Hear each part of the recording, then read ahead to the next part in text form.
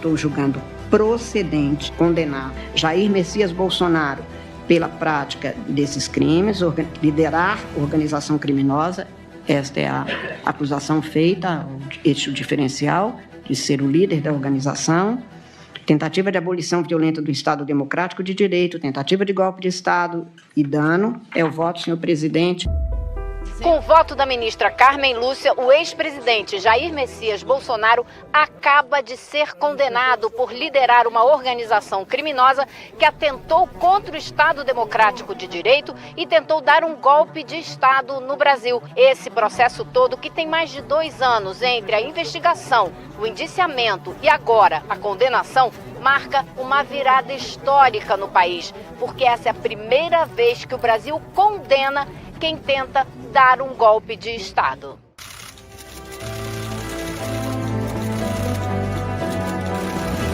O que há de inédito nessa ação penal é que nela pulsa o Brasil que me dói. A presente ação penal é quase um encontro do Brasil com seu passado, com seu presente e com seu futuro.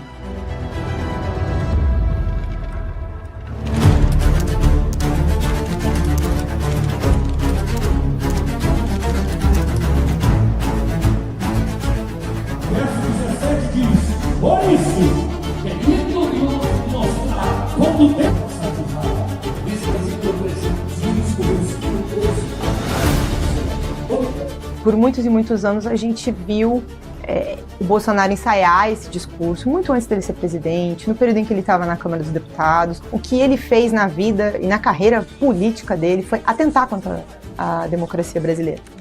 Contra o comunismo, pela nossa liberdade, contra o Fórum de São Paulo, pela memória do coronel Carlos Alberto Brilhante Ustra, pelo Exército de Caxias, pelas nossas Forças Armadas, por um Brasil acima de tudo e por Deus acima de todos, o meu voto é sim! Então ele sempre usou a tribuna da Câmara dos Deputados para dizer que ia matar pessoas, fuzilar o Fernando Henrique.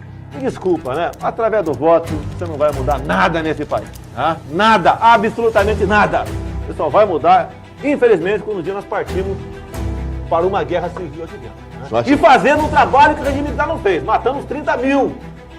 Começando com o FHC, não deixar pra fora não. Ele não foi parado antes. Esse foi também um erro, acho que desse processo como um todo. Só agora a gente vai conseguir, como democracia, fazer valer a ideia de que não pode existir impunidade também para o discurso violento de ataque à democracia.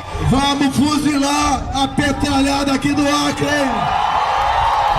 Eles queriam que um governo que somasse uma concepção de meio ambiente do Ricardo Salles. Que só fala de Covid, e ir passando a boiada, e mudando todo o regramento de Ministério da Agricultura, de Ministério do Meio Ambiente, de Ministério disso, de Ministério daquilo. Uma concepção econômica do Paulo Guedes. Todo mundo indo para Disneyland, empregado doméstico para Disneyland, uma festa danada. Mas peraí.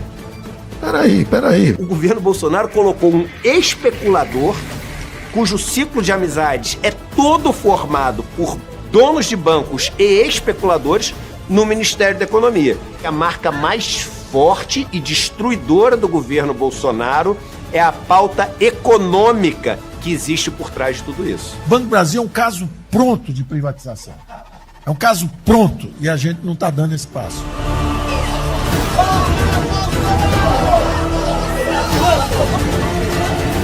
Essa decisão, ela é histórica, ela é epocal, como alguns historiadores dizem. Ou seja, ela marca uma época, de fato.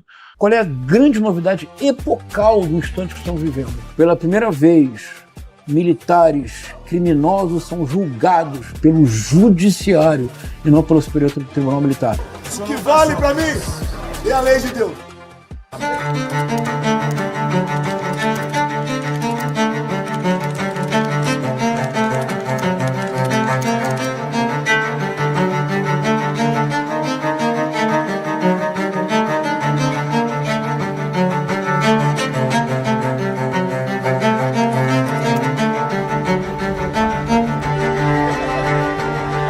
É um absurdo pessoas dizerem que não houve violência, não houve agressão, consequentemente não houve materialidade. Então eu peço, por favor, para que se coloque o vídeo de comprovação da materialidade dos delitos.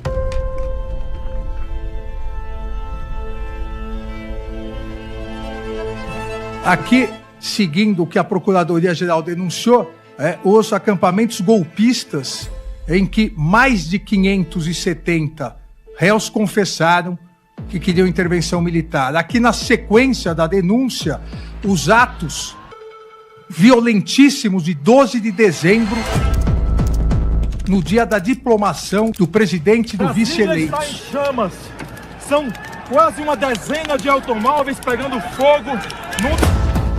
Se isso não é violência, né, o que seria uma violência? O absurdo de uma violência programada. Aqui, no dia véspera de Natal, a bomba, o caminhão bomba, que colocaram uma bomba, se explodisse a bomba, centenas, se não milhares de pessoas morreriam. Vamos entrar e tomar o poder. E aqui o dia 8 de janeiro.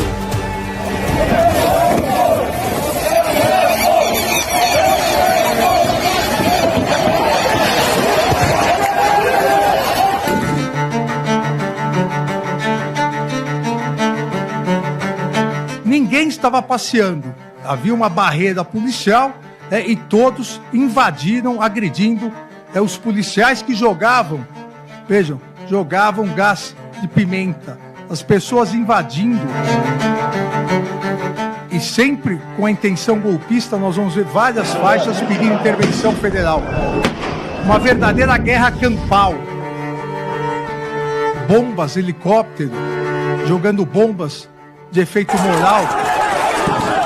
O policial agredido, tirado do seu cavalo e agredido covardemente.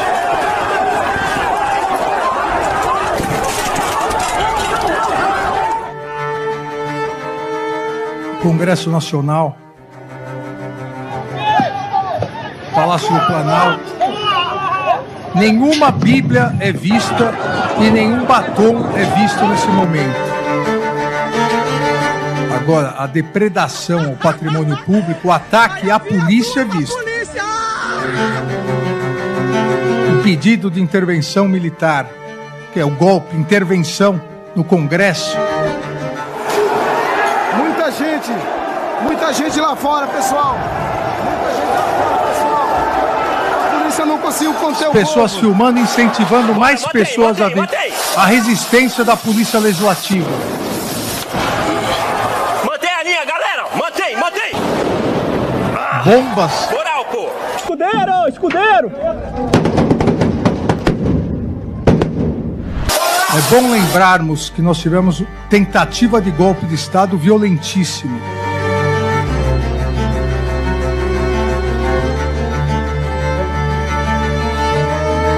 Fogo, destruição ao patrimônio público.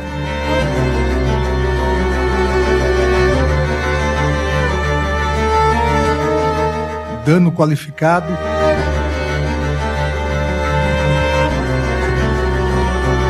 E agora o Supremo Tribunal Federal.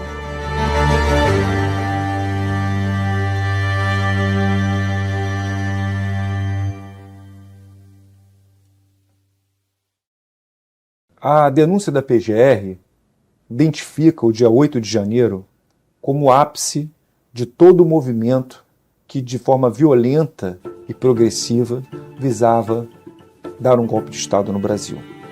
Em que pese o senhor Jair Bolsonaro não estar no Brasil naquele momento, a denúncia da PGR informa que um subordinado direto seu teria entrado em contato com manifestantes com o objetivo de tentar uma última cartada. A última esperança da organização estava na manifestação de 8 de janeiro de 2023. Os seus membros trocavam mensagens, apontando que ainda aguardavam uma boa notícia. Tiveram início as invasões das sedes dos poderes da República, com destruição do patrimônio público sob palavras de ódio e selvagens conclamações à tomada do poder. Que é o porra do STF, caralho. Aqui é a porra do STF. Quem manda aqui nessa porra? Tira o gás. Tira a porra do STF, caralho. Quem manda aqui?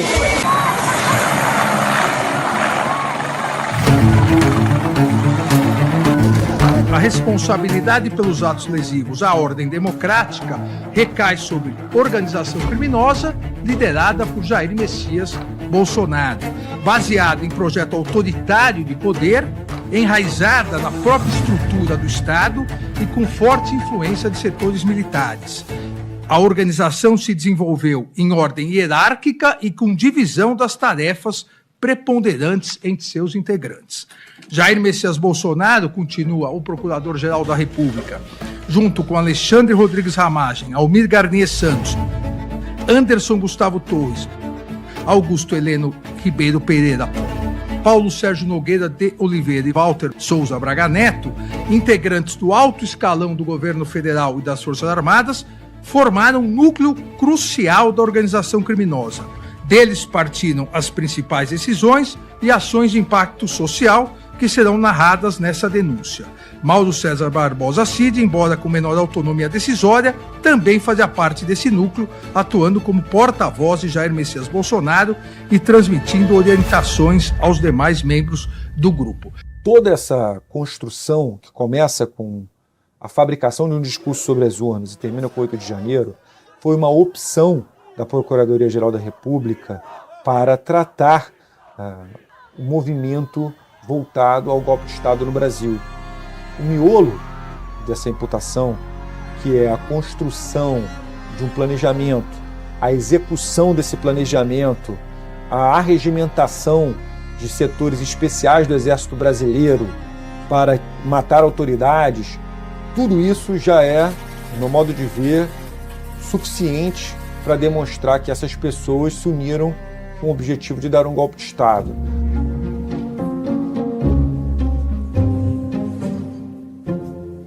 Vamos mostrar aqui, Marlos, tem aqui um telão, vocês veem que a imprensa tá toda reunida aí já. Tem uma movimentação de gente chegando, tá chegando o Celso Vilade. Vai lá, Ju, caminha. O advogado Bolsonaro. Deixa a gente aproximar rapidinho pra ver se ele vai falar. A gente está acompanhando a Juliana Dalpiva se aproximando do advogado de Bolsonaro, que acabou de chegar. Ela vai tentar, o Weingarten ali também. Vilard também, os dois. Isso, o advogado.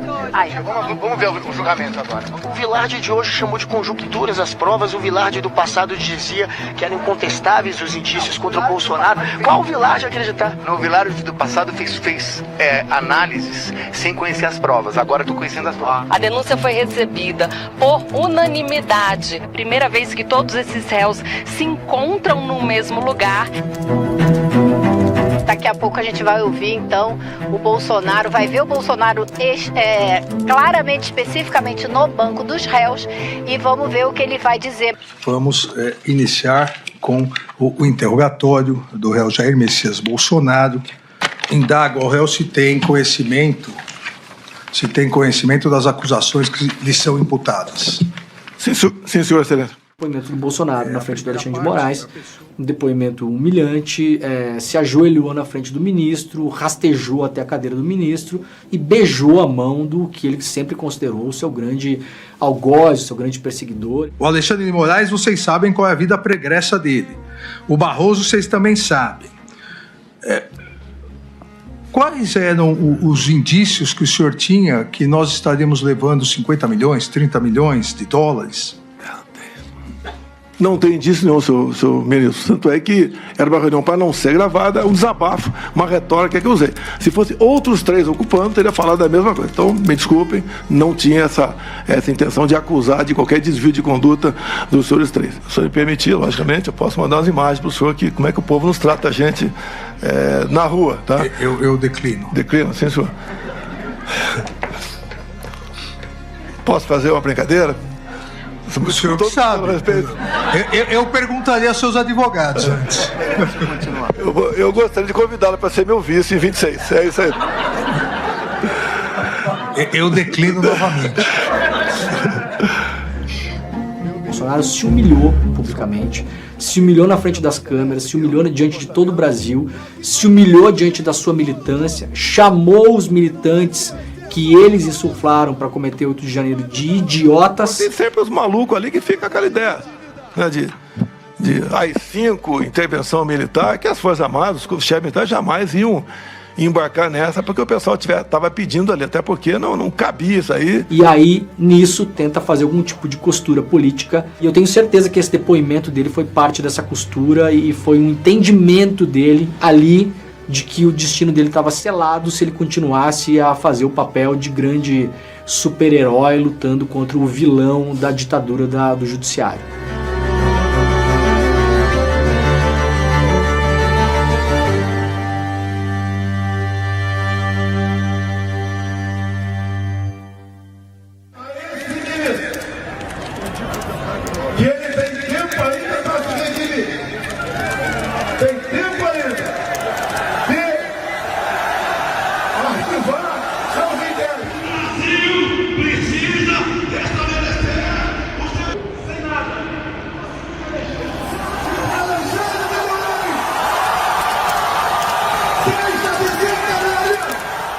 O momento mais grave para a democracia brasileira não foi o 8 de janeiro, foi o 7 de setembro de 2021.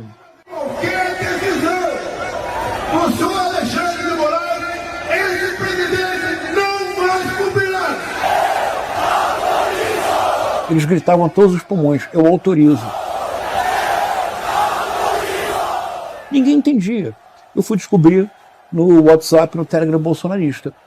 Eu autorizo, traduz-se como: eu, massa bolsonarista, vírgula, autorizo o presidente da República a utilizar o artigo 142 e, portanto, convocar as Forças Armadas. É isso.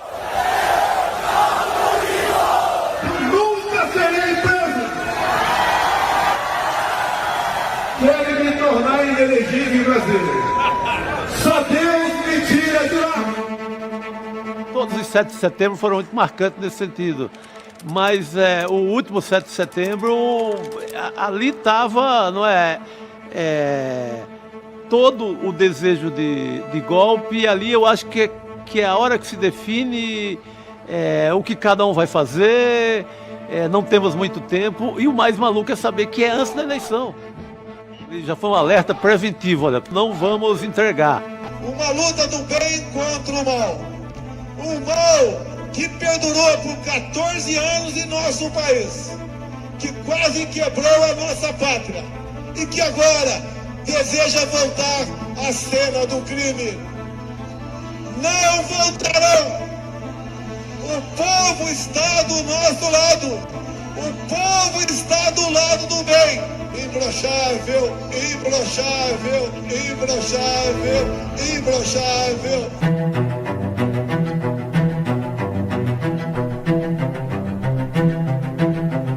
A extrema-direita no Brasil não triunfou porque o judiciário não permitiu. Eles estavam botando no papel, imprimindo um plano de um golpe que inclusive previa o assassinato do Lula, do Alckmin e do ministro Alexandre de Moraes. Você tem um conjunto de provas documentais que é muito maior do que o golpe de 64, por exemplo. É absurdamente maior. A narrativa acusatória, ela está toda baseada em documentos e eventos, inclusive públicos. Nos regimes não democráticos, que existe eleição, é regime não democrático, quem ganha eleição não é quem vota, é quem conta o voto.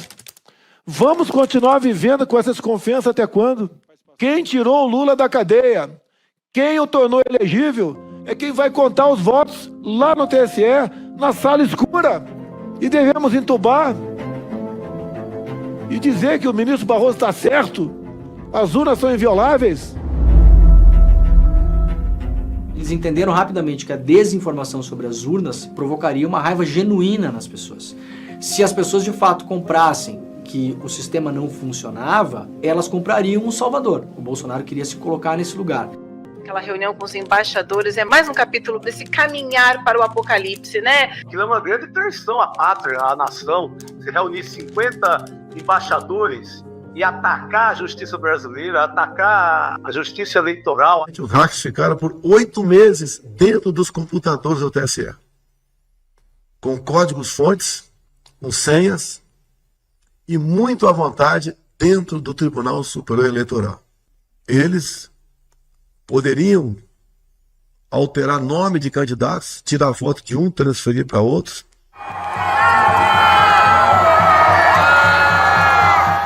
multidão vai às ruas para comemorar a terceira vez do ex-metalúrgico no comando do país.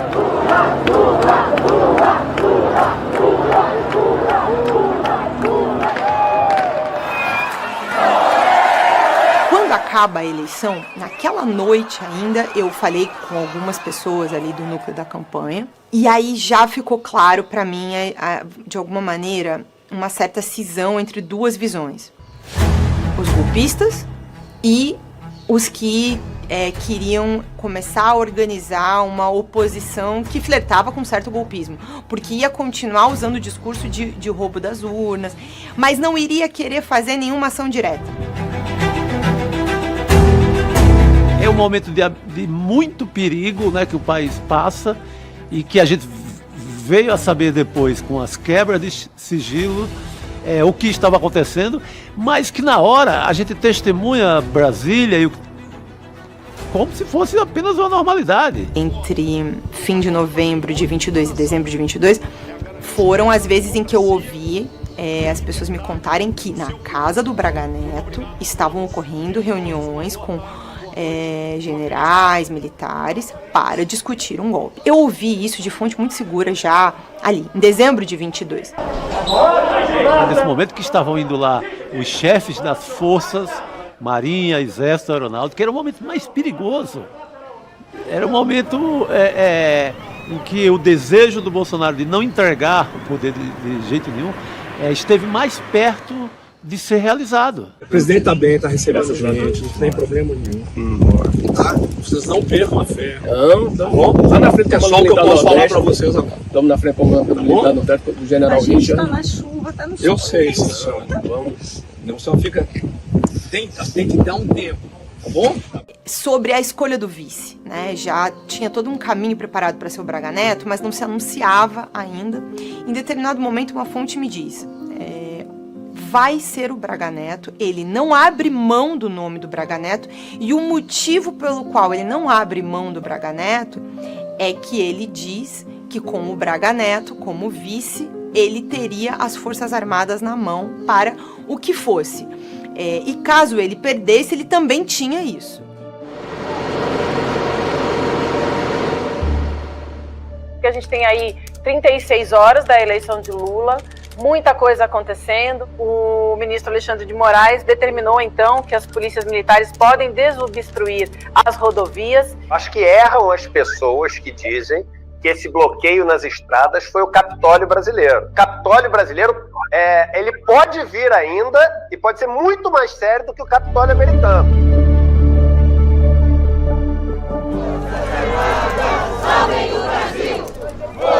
No Brasil, as pessoas estão pedindo apoio aos extraterrestres, estão ali na frente de quartéis. Existem provas de que o secretário executivo da Secretaria-Geral da Presidência entrou em contato com líderes de manifestantes que estavam acampados no local, nos próprios quartéis próximos, né, ali no Distrito Federal, estimulando-os a tomar novas atitudes. À frente do QG, às vezes que eu fui ao QG e fui como cidadão, cada um de nós comentava contra aquilo, parecia que a gente era os radicais. Deixa os velhinhos com a Bíblia na mão, lá na frente dos quartéis, e ali estava gerando tudo o que havia de pior. Ali era a concentração.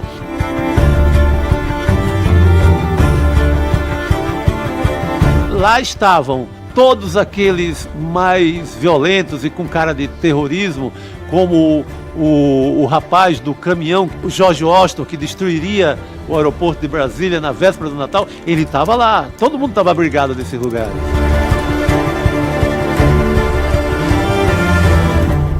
É só no Brasil isso pode acontecer. O homem que tentou o atentado se chama George Washington.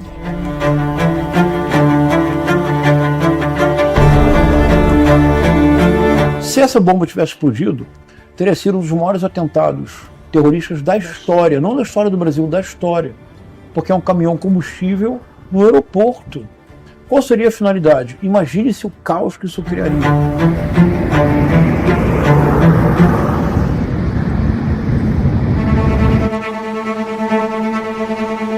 Muitas as pessoas também me diziam isso, que o Bolsonaro tinha medo de ser preso, tinha medo de ser preso, tinha medo de ser preso. Então, ele ia sair por medo de ser preso.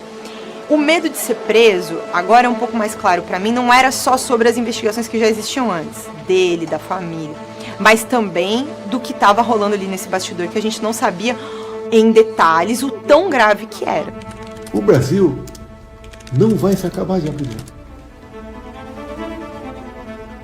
Pode ter certeza disso. Hoje, temos uma massa de pessoas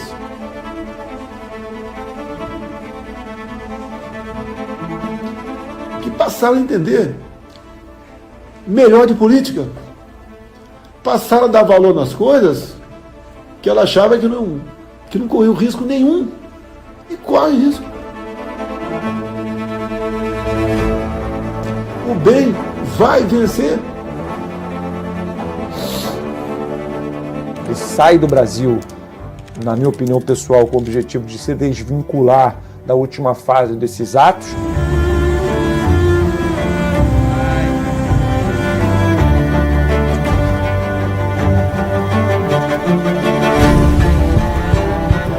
Aí veio o 8 de janeiro.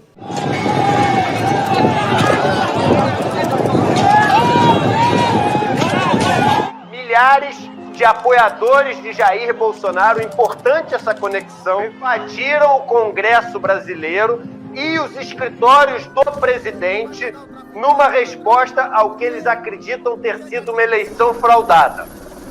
O presidente Luiz Inácio Lula da Silva disse que vai assinar um decreto emergencial permitindo que o governo use qualquer medida necessária para retomar a ordem.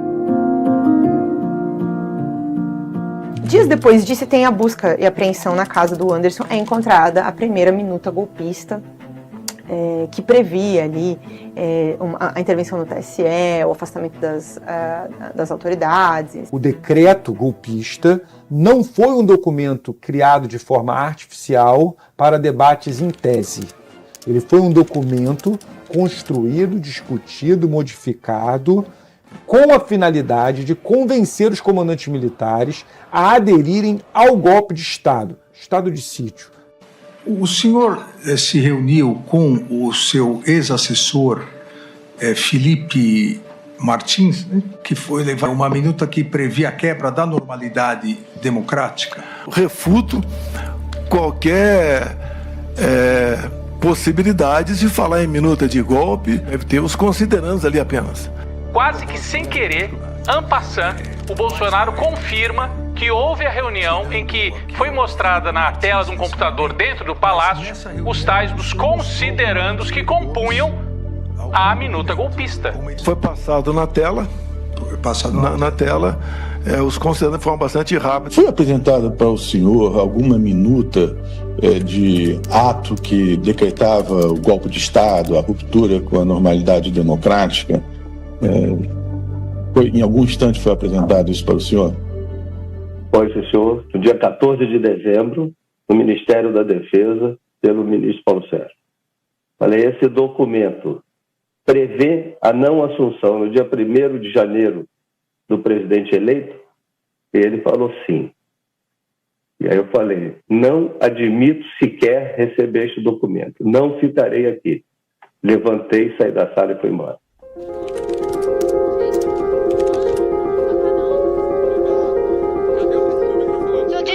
Nenhuma prova contra o senhor, mas o senhor admitiu que trabalhou a minuta golpista? Editou a minuta? Viu a minuta golpista? Você viu?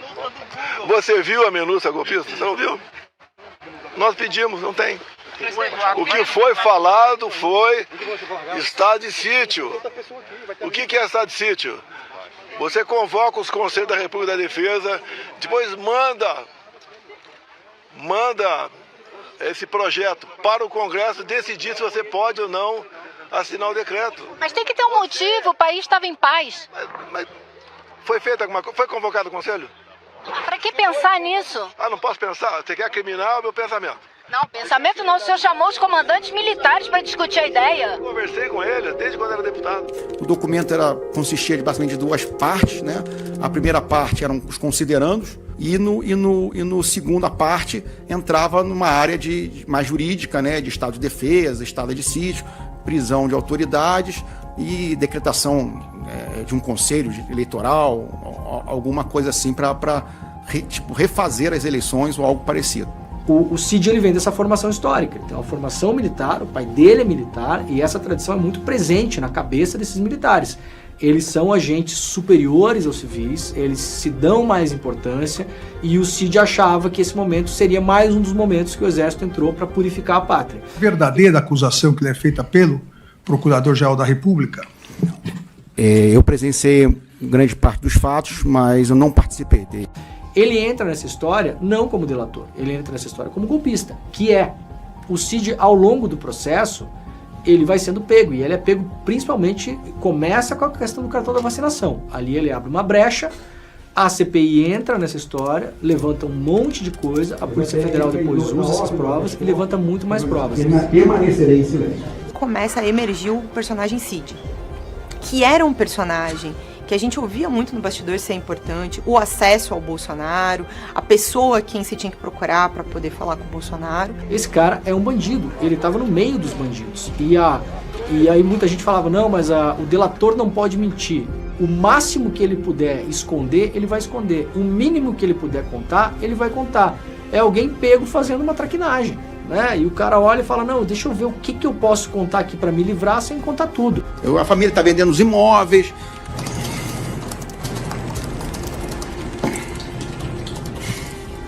Eu não tenho minha carreira mais, coisas que são pesadas pra gente. E como eu não tenho nem pra onde sair, eu não posso sair, a imprensa tá atrás, As provas que a PGR apresenta de responsabilização das pessoas que foram denunciadas não estão fundadas exclusivamente na delação do Mauro Cid, que parece vir a corroborar outras provas que já foram levantadas. O general Freire Gomes está depondo, vai continuar a depor e tem sido um depoimento difícil. Ele está entregando a conta-gotas e com muita contrariedade. Foi preciso, inclusive, do ministro Alexandre de Moraes, em um determinado momento, lembrá-lo de que, se ele fala uma coisa aqui, diferente do que ele disse à polícia, em algum dos dois lugares ele estará mentindo. Não, eu vou aqui dar uma chance à testemunha de falar a verdade. Se mentiu na polícia, tem que dizer que mentiu na polícia. Agora, não pode, agora, perante o Supremo Tribunal Federal, falar que não lembra, que talvez, que eu estava focado somente no que eu pensava. E foi depois dessa, digamos, bronca, desse puxão de orelha, de chamá-lo à realidade dos fatos, que o general admitiu que realmente teve na reunião com o ex-presidente Bolsonaro e os dois outros chefes das Forças Armadas uma divergência. O que eu quis relatar aqui foi que eu relatei agora, que eu e o brigadeiro Batista Júnior nos colocamos contrários ao assunto e que eu estava focado no que eu falei e que o almirante Garnier, ele tomou essa postura de ficar com o presidente. Apenas a diferença, ministro Alexandre, é que eu não posso inferir o que ele quis dizer com estar com o presidente. Se não é a quebra de sigilo, se não é todo o trabalho da Procuradoria, o trabalho da Polícia Federal, do Alexandre de Moraes, a gente não saberia disso nunca. Se retirar da cena do crime.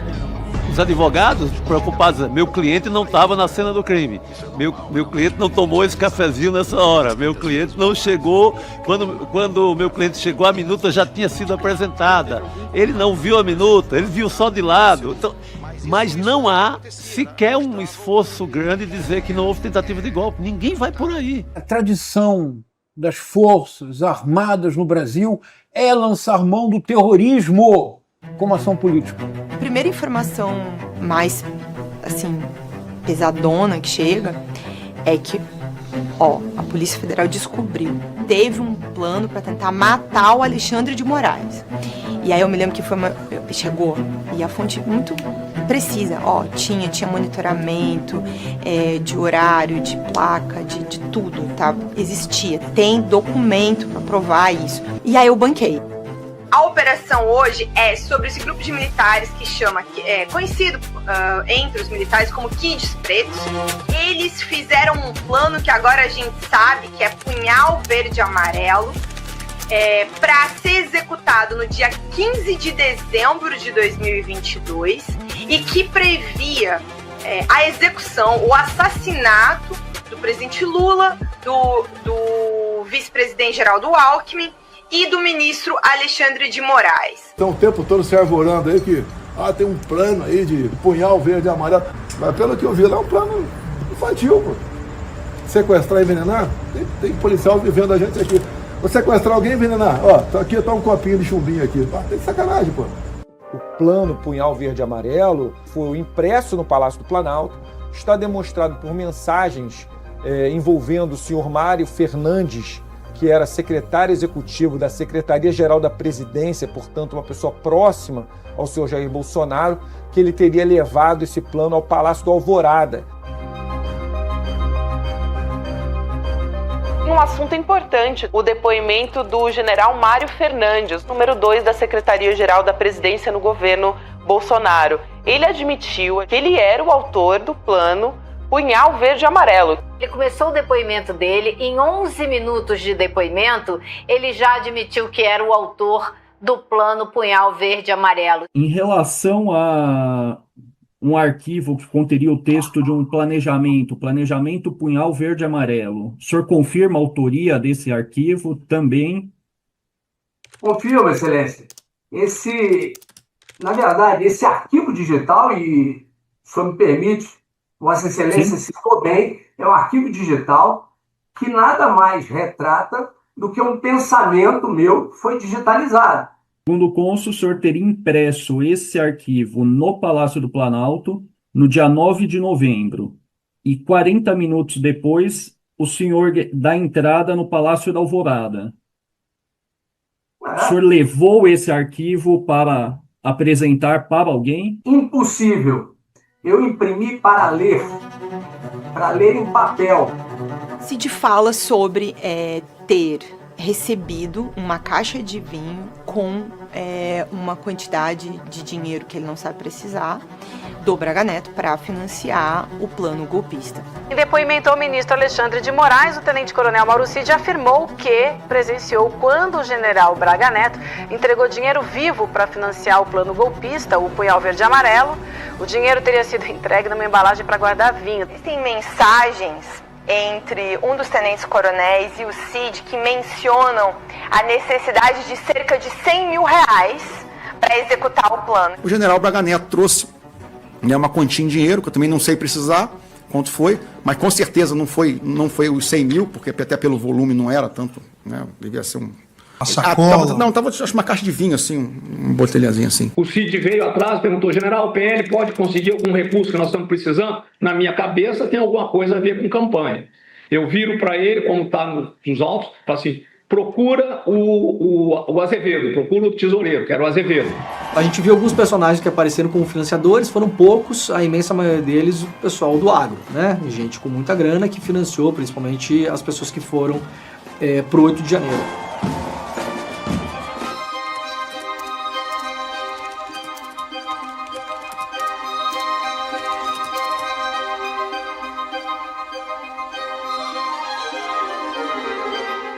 Hoje, os Estados Unidos atacaram o ministro Alexandre de Moraes. O governo Donald Trump sancionou nesta quarta-feira o ministro do STF utilizando a lei Magnitsky, acusando o Alexandre de, abre aspas, uma campanha opressiva de censura contra Bolsonaro. Eu queria aqui agradecer ao presidente Trump, ao secretário de Estado Marco Rubio e a todas as autoridades do Executivo e do Legislativo que se envolveram diretamente nessa tomada de decisão. Hoje, eu tenho a sensação de missão cumprida. Nós temos uma família em desespero, que ainda tem força política, muito menor do que pensa ter, mas ainda tem força política. E nós temos pessoas que estão fazendo a tentativa de continuação do golpe de forma expressa. O Eduardo Bolsonaro tem dito que está fazendo articulações nos Estados Unidos, que é evidentemente uma confissão, isso é uma característica deles, eles confessam. A maioria das provas desse processo foram produzidas por eles, fazendo articulação para interferir no Supremo Tribunal. É algo completamente inusitado. E só que desta vez ele tem um apoio, pensa que é, ou diz que é pelo fato do pai, mas é muito mais do que isso. Mas eu acho que existe sim uma tentativa em permanente golpe. Até agora, absolutamente ninguém conseguiu ganhar as disputas das quais o Trump abraçou e trouxe para a mesa dele, como essa do Brasil. Realmente eu também não acho que o Brasil vai ganhar. O Eduardo é muito mais radical no sentido de se aliar com extremas direitas fora, né, em vários países. O Eduardo Bolsonaro, ele está absolutamente dentro da trama. Quando me exilei aqui nos Estados Unidos, eu deixei bem clara a minha intenção de sancionar o Alexandre de Moraes. Gravações que vieram à tona agora deixam muito clara a coordenação que existia entre Jair Bolsonaro, o filho dele Eduardo e Silas Malafaia para interferir, tentar atrapalhar o processo do julgamento da tentativa de golpe de Estado que acontece aqui no Supremo Tribunal Federal. O Silas Malafaia estava irritadíssimo com Eduardo Bolsonaro, porque está achando que o Eduardo Bolsonaro não estava usando a tática correta nos Estados Unidos. Eles estão desesperados, brigando. Então o Eduardo xinga o pai, o Malafaia xinga o Eduardo e o Jair fica bravo com os dois. A carta do Trump é para você. Toda arrombada que o Trump deu no mundo é sobre economia. Você, com o Brasil, é sobre você, cara. A faca e o queijo tá na tua mão, ô cacete. E nós não podemos perder isso, pô. E vem teu filho babaca falar merda, dando discurso nacionalista, que eu sei que você não é a favor disso. Dê-lhe um esporro, cara. Mandei um áudio pra ele de arrombar. Eu acho que ele sabe que será processado e será preso, porque o Trump não vai durar a vida inteira. Por que, no meu ponto de vista, não decretaram a prisão dele? Porque decretaram a prisão do Alan dos Santos tem 3 anos...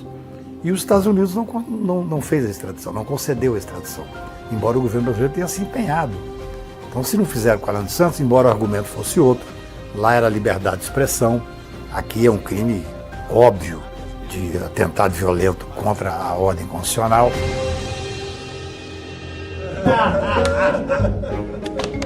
O Eduardo Bolsonaro com as suas conexões internacionais, né? Um pouco ali com a direita europeia, muito com a direita latino-americana, com pontes na Argentina, que estavam também nas lives, todo o movimento pré-golpe. Já era visível essa mão do Eduardo Bolsonaro com as conexões estrangeiras. Pensaram que se tinha ido para Estados Unidos com Bolsonaro.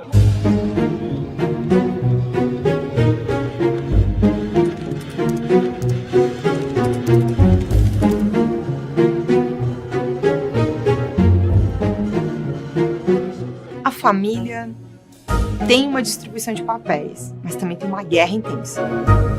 A família sabe se organizar direitinho ali, de acordo com a habilidade de cada um, né? Nós fizemos o possível. O pau quebra todo dia. Eles são muito desunidos. Eles, às vezes, sobra até publicamente, né? Aqui e ali sobra um tweet, uma coisa. Aí o Carlos que some com as senhas das redes do Bolsonaro. Não é uma organização muito dada em família. Eles cumprem ali uns papéis e vivem disputando espaço e poder. Quem decidiu a eleição foi esse cara aqui. O Carlos, como o próprio Bolsonaro disse tantas vezes, era a pessoa que era responsável pelas redes, né? A vitória do Bolsonaro, várias vezes o Bolsonaro disse isso, que a vitória dele foi por causa das redes, foi por causa do Carlos. Um telefone numa prancha de surf, esse foi meu marqueteiro. É o gabinete do ódio que ele tá falando quando ele fala isso. O Carlos montou meu gabinete do ódio. E meu gabinete do ódio me deu a vitória.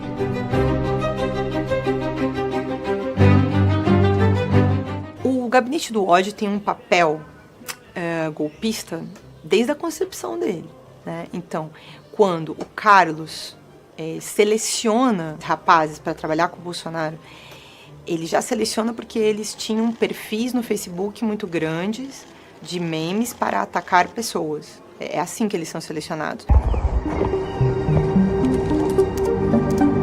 Senhor Carlos, o senhor tem algo para falar em relação à operação? Carlos é o personagem mais soturno dessa história, né? É o cara que fica lá um pouco nas sombras, tinha criado aquela espécie de gabinete do ódio. Tem uma ligação muito grande com toda aquela turma que estava criando notícias falsas e espalhando notícias falsas.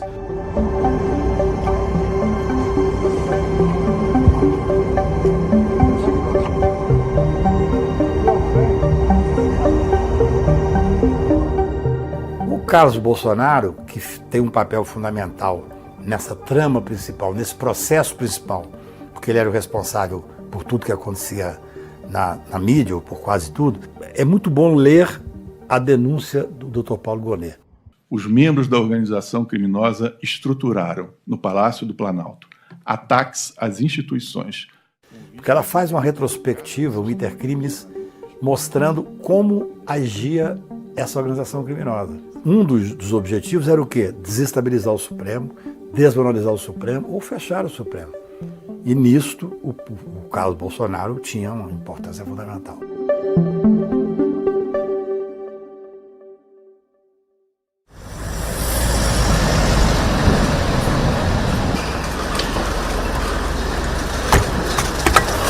Parou. A extrema-direita, no mundo, ela conseguiu um controle muito grande da versão dos fatos que chegam até as pessoas.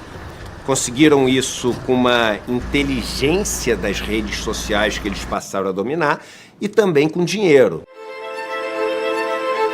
É um modus operandi, tanto o ataque puro, explícito e direto, sempre com o uso do antigo Twitter, né, agora X, mas também tem essa coisa mais sofisticada, que é forjar campanhas de difamação. Não é só twittar xingando, é forjar um cenário de uma coisa para atacar não só a pessoa, mas a credibilidade do trabalho.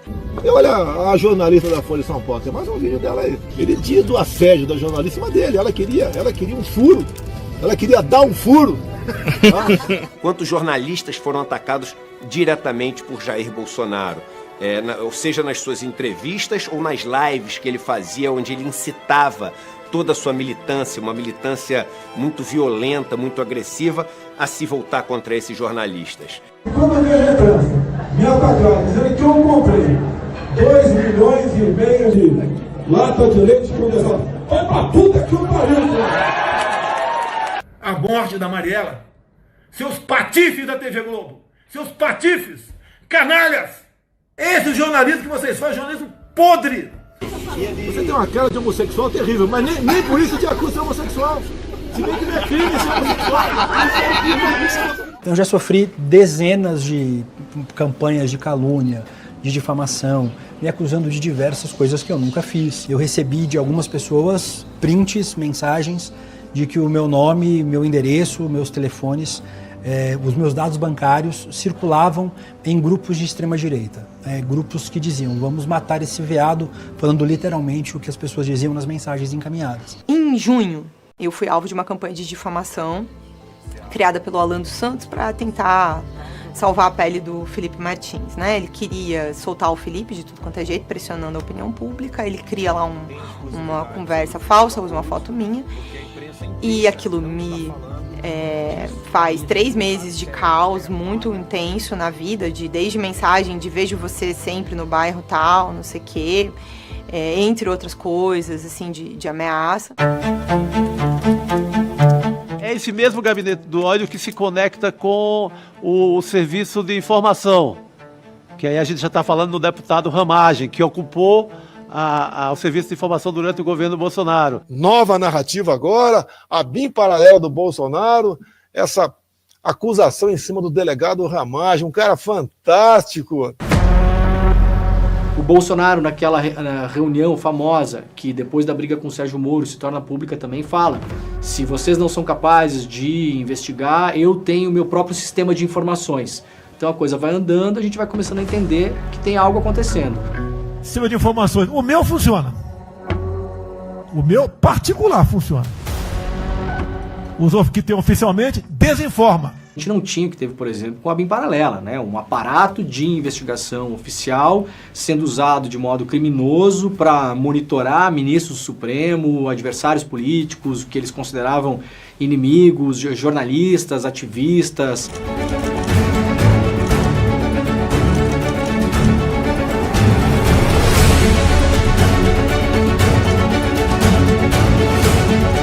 relatório da Polícia Federal que foi tornado público há pouco tempo atrás, onde em mais de 1000 páginas, o único veículo de mídia que aparece como sendo monitorado, como sendo alvo de todo um esquema para criar uma fake news que pudesse assassinar a reputação, é o ICL Notícias. Eles tentam criar uma história falsa para ligar o ICL à lavagem de dinheiro. Então o ICL também foi envolvido nessa investigação ilegal, criminosa, bandida que aconteceu dentro da BIM. Eles tentam criar ali um caso, eles separam documentos do ICL, o endereço do ICL. O senhor utilizava a BIM para operações de inteligência e monitoramento, não só de ministros do Supremo, do TSE, mas visando a proteção e resolver problemas particulares do então presidente Jair Bolsonaro e seus filhos e sua família. Negativo, não houve essa questão.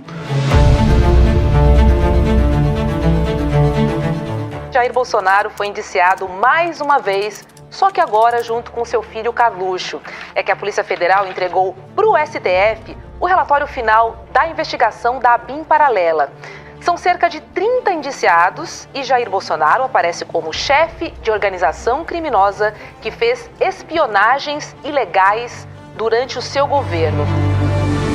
Flávio usou a estrutura da BIM Paralela para defendê-lo da questão do COAF e das rachadinhas. Eles usaram a BIM Paralela para fazer um dossiê para municiar a defesa do senador para o cara se livrar do processo no Rio de Janeiro. O Flávio tenta dar uma cara mais institucional, como se estivesse encobrindo alguma coisa. Flerta um pouco com a democracia, mas na hora H também quer o jipe, o soldado e o cabo para fechar o STF. O Flávio Bolsonaro, que parecia ser mais, eu diria, comedido e com mais cuidado, está se expondo muito agora. Eu acho que essa superexposição, ela se deve também por causa do desespero de saber que o pai vai ser preso em dias. Um homem honesto, um homem honrado, um homem patriota e um homem invejado por este vagabundo desse Alexandre de Moraes.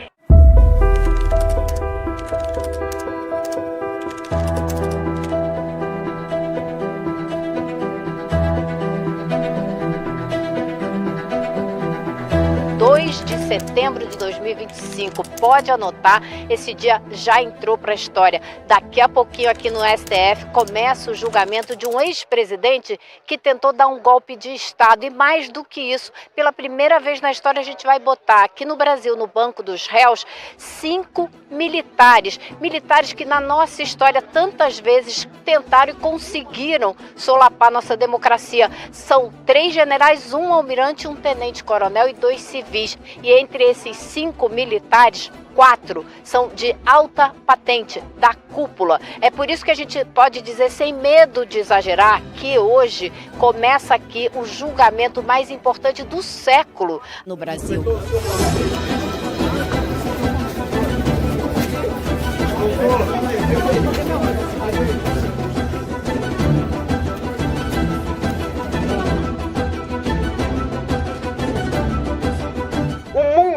Está de olho no Brasil a partir de hoje. Tem uma fila gigantesca, foram feitos mais de 3 mil pedidos para acompanhar a sessão.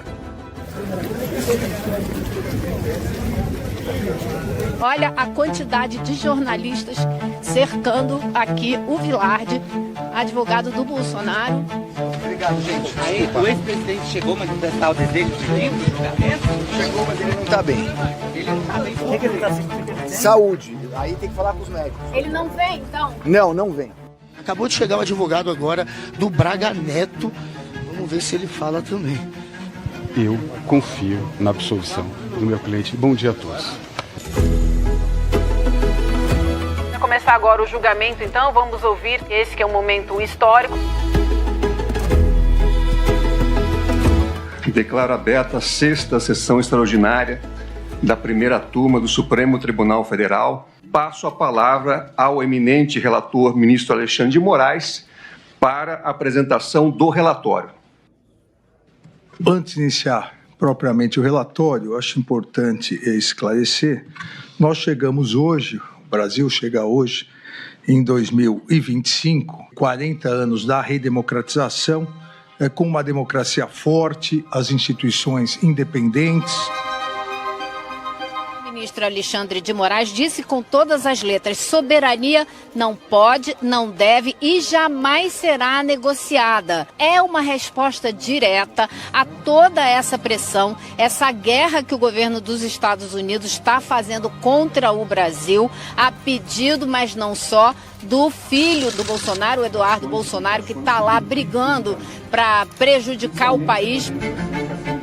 Coragem institucional e defesa da soberania nacional fazem parte do universo republicano dos membros dessa Suprema Corte, que não aceitará coações ou obstruções no exercício de sua missão constitucional. Encontrados, obtidos pela autoridade policial. Nenhum dos réus, através de suas defesas, negou os fatos apresentados até agora nesse processo. Eu acho que isso é muito relevante. Eles tentam retirar seus clientes da cena do crime, mas não negam a existência do próprio crime. Garnier, ele evidentemente não fez nada disso. Preciso dizer com todas as letras, Walter Souza Braga Neto é inocente. O presidente, ele não atentou contra o Estado Democrático de Direito. Não se pode punir um ato preparatório. Vossa Senhoria, eu copiei aqui 5 vezes, diz que o réu, neste caso, o cliente de Vossa Senhoria, aspas, estava atuando para demover o presidente da República. Demover de quê? Porque até agora todo mundo diz que ninguém pensou nada. Claro, claramente, Vossa Excelência. Demover de adotar qualquer medida de exceção. Muito obrigado. Atuou ativamente. E é a prova dos autos. Obrigado. Muito obrigada.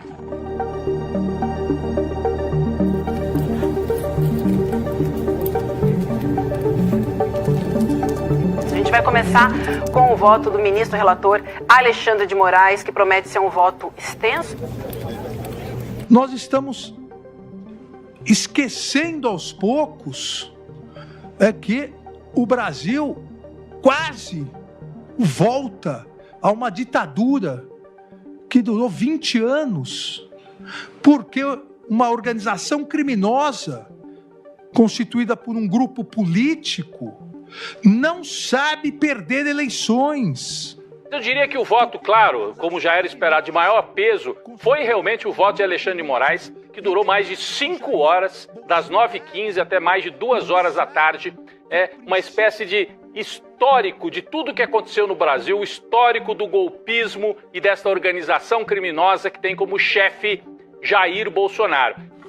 Voto no sentido da procedência total da ação penal, para condenar os réus pela prática das condutas de organização criminosa armada, tentativa de abolição violenta do Estado Democrático de Direito, golpe de Estado, dano qualificado pela violência e grave ameaça contra o patrimônio da União e com considerável prejuízo para a vítima e deterioração do patrimônio tombado, observadas as regras de concurso de pessoas e concurso material. Em relação a Jair Messias Bolsonaro, pelas mesmas infrações já descritas e a imputação específica de liderar a organização criminosa. Passo de imediato a palavra ao ministro Flávio Dino para proferir o seu voto. Isso não é ativismo judicial, isso não é tirania, não é ditadura. Pelo contrário. Será que as pessoas acreditam que um tweet de uma autoridade, de um governo estrangeiro, vai mudar um julgamento no Supremo? Será que alguém imagina que um cartão de crédito ou Mickey vão mudar o julgamento no Supremo? Acompanhando o relator quanto ao juízo condenatório que fez, com a ressalva de participação de menor importância para os réus Alexandre Ramagem, Augusto Heleno e Paulo Sérgio.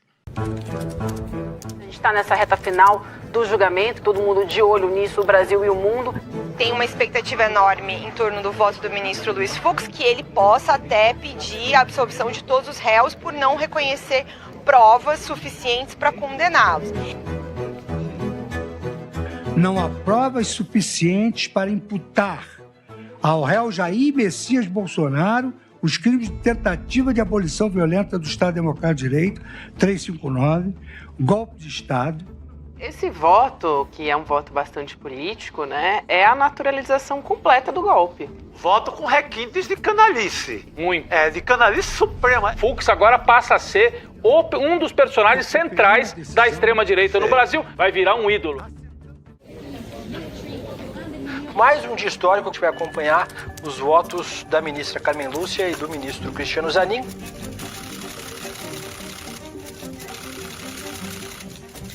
Hoje é um dia de defesa da democracia e cabe aí a uma mulher, a ministra Carmen Lúcia, dar o voto dela nesse julgamento que vai ficar marcado para o Brasil. Eu tenho por comprovado pela Procuradoria-Geral da República que Jair Messias Bolsonaro praticou os crimes que são imputados a ele na condição de líder da organização criminosa.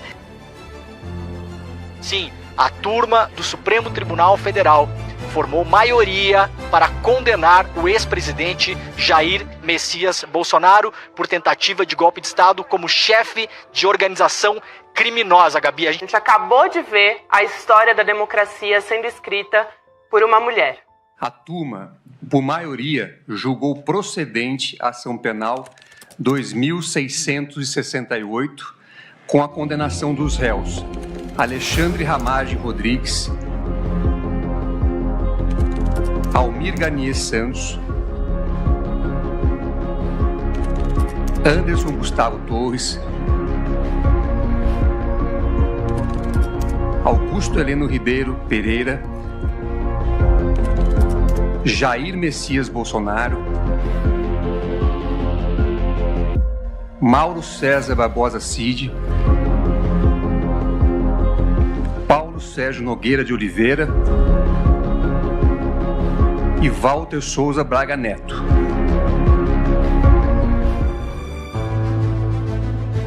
De histórico para o Brasil, para a nossa democracia, em nome dos mortos e desaparecidos da ditadura de 64, um pouco de justiça sendo feita nesse país, Rodrigo. Só queria acrescentar uma coisa. Foi importantíssimo essa nossa reconciliação com o passado e olhar para frente, para o futuro. Mas a gente tem uma conta humana para acertar com os 4 anos de governo Bolsonaro que ainda, espero eu, serão acertadas. Nós tivemos 700 mil mortes por causa da pandemia de Covid e o cálculo que se faz é de que pelo menos 400 mil pessoas, pais, mães, tios, filhos, primos, avós, morreram porque aquele governo decidiu que não ia cuidar da população, que ia negar vacina, que ia negar ciência, que ia dizer que o vírus não era de nada, era uma gripezinha, que não precisava tomar vacina, que a cloroquina resolvia.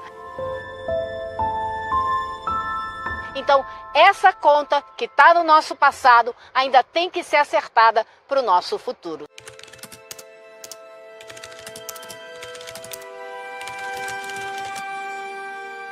É emocionante estar nesse momento, ser testemunha dessa história toda, saber que era possível levar Bolsonaro para a cadeia, mas fica aquela pedacinho de alerta para a gente manter que o fascismo está vivo e o bicho é um vermezinho de nada que fica forte depois, então atenção total sempre. A página não foi virada porque a extrema-direita no Brasil se sofisticou, aprendeu os erros que cometeu com Bolsonaro. É o avanço de um projeto de extrema-direita casado com um projeto neoliberal de destruição do Estado. E isso, para mim, é um projeto que está dado. O que está por trás do fenômeno da extrema-direita é uma crise do capitalismo. É uma insatisfação generalizada com a vida que as pessoas estão levando. Para muita gente no Brasil, para milhões de pessoas, o Bolsonaro é um veículo para um sonho. Ele é o caminho para um sonho da pessoa, né? Então não acho que ele vai subir como personagem político, ele não vai, a sua força não vai desaparecer. Ele tem uma parte da população brasileira, que é uma parte da extrema-direita, que vê nele o grande líder antissistema da extrema-direita. E isso não desaparece com o julgamento. A extrema-direita flerta, defende o fascismo em grandes aspectos. O Bolsonaro representa esse grupo. Ele é o líder disso. É o tal sistema. O que é o sistema? É isso aí. O sistema é isso aí. O que é isso aí? É isso que eu estou vendo. Essa roubalheira, é essa dificuldade que eu tenho de conseguir dar certo, é esse trabalho que eu faço assim, de uma maneira exaustiva e que parece ser enxugar gelo, que não me leva a lugar nenhum, e eu quero que mude tudo. É o anseio por algo que é completamente novo em relação àquilo que existia. Então existe uma pulsão revolucionária. E quem capturou essa pulsão revolucionária no mundo? A extrema-direita. Os militares têm um projeto de voltar ao poder no Brasil. Nós não devemos considerar que tudo se resolve com esse julgamento. Não se resolve com esse julgamento. Haverá um ressentimento por parte dos militares. O verme do golpe, ele renasce logo um pouco na frente. Se a gente relaxa, ele continua vivo.